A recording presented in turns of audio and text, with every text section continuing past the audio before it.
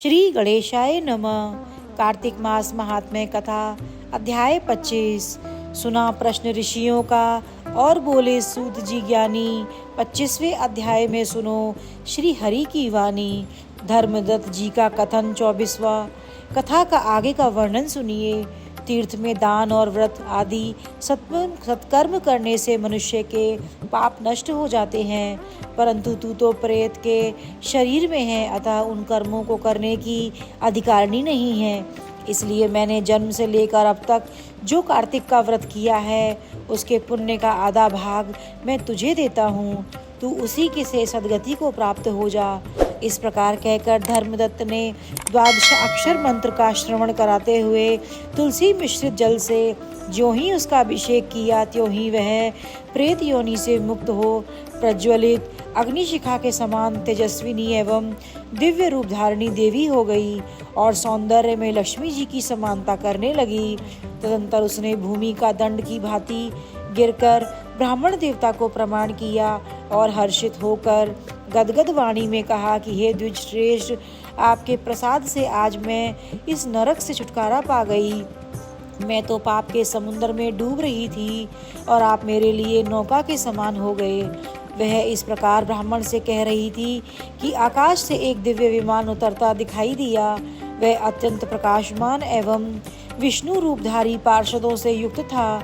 विमान के द्वार पर खड़े हुए पुण्यशील और सुशील ने उस देवी को उठाकर श्रेष्ठ विमान पर जब चढ़ा लिया, तब धर्मदत्त ने बड़े आश्चर्य के साथ उस विमान को देखा और विष्णु रूपधारी पार्षदों को देखकर साष्टांग प्रणाम किया।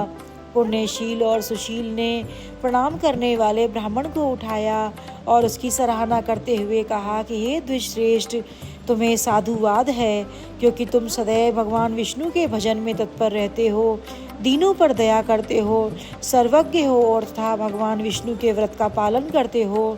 तुम्हें बचपन से लेकर अब तक जो कार्तिक व्रत का अनुष्ठान किया है, उसके आधे भाग का दान देने से तुम्हें दूना पुण्य प्राप्त हुआ है और सैकड़ों जन्मों के पाप नष्ट हो गए हैं। अब यह वैकुंठ धाम में ले जाई जा रही है। तुम इस जन्म में अंत में अपनी दोनों स्त्रियों के साथ भगवान विष्णु के वैकुंठ धाम में जाओगे और मुक्ति प्राप्त करोगे।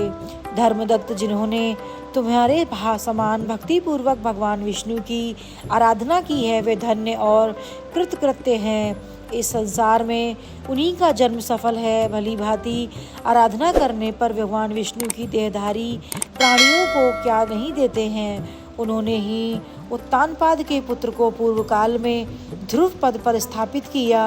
उनके नामों का स्मरण करने मात्र से समस्त जीव सदगति को प्राप्त होते हैं।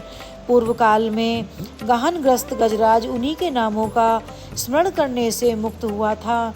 तुमने जन्म से लेकर जो भगवान विष्णु को संतुष्ट करने वाले कार्तिक व्रत का अनुष्ठान किया है, उससे बढ़कर न यज्ञ है, न दान है और न ही कोई तीर्थ है। वे प्रवर, तुम धन्य हो, क्योंकि तुमने जगत गुरु भगवान विष्णु को प्रसन्न करने वाला कार्तिक व्रत किया है, जिसके आधे भाग के फल को पाकर यह स्त्री हमारे साथ भगवान लोक में जा रही है। जय श्री हरि।